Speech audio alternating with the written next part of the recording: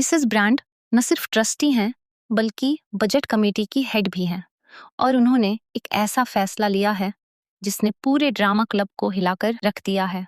उन्होंने अचानक ही क्लब की फंडिंग बंद करने का आदेश दे दिया है और इस फैसले के बाद माहौल पूरी तरह बदल गया है। अब हालात ऐसे हो गए हैं कि जिस मंच पर कभी रोमियो और जूलियट की कहानी जीवंत होने वाली थी, वहां अब सन्नाटा छा गया है।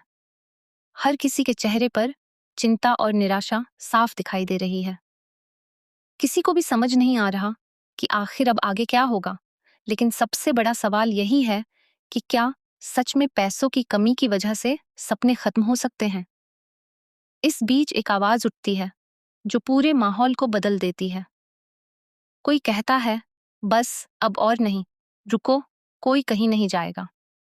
ये आवाज सिर्फ एक प्रतिक्रिया नहीं थी, बल्कि एक ऐलान था कि हालात चाहे जैसे भी हों, हार मानना कोई विकल्प नहीं है। मिसेज बार का रवैया हमेशा से ही ऐसा रहा है कि वह हर चीज को सिर्फ पैसों और बजट के नजरिए से देखती हैं। उनके लिए किसी भी प्रोजेक्ट की सफलता या असफलता सिर्फ आंकड़ों और खर्चों पर निर्भर करती है। लेकिन वे यह समझने में असफल रहती हैं कि एक प्ले सिर्फ पैसे से नहीं बनता। थिएटर की असली जान तो कलाकारों का जुनून होता है, उनका पैशन होता है, उनकी मेहनत होती है और वह पागलपन होता है जो उन्हें हर मुश्किल के बावजूद मंच तक खींच लाता है।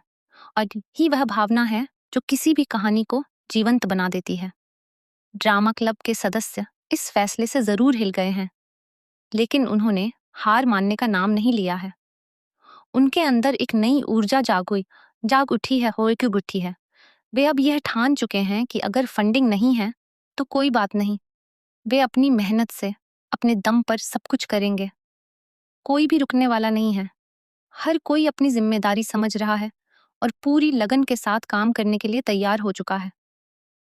अब यह सिर्फ एक प्ले नहीं रह गया है, बल्कि यह एक चुनौती बन चुकी है, एक जिद बन चुकी है और एक ऐसा मिशन बन चुका है जिसे हर हाल में पूरा करना है।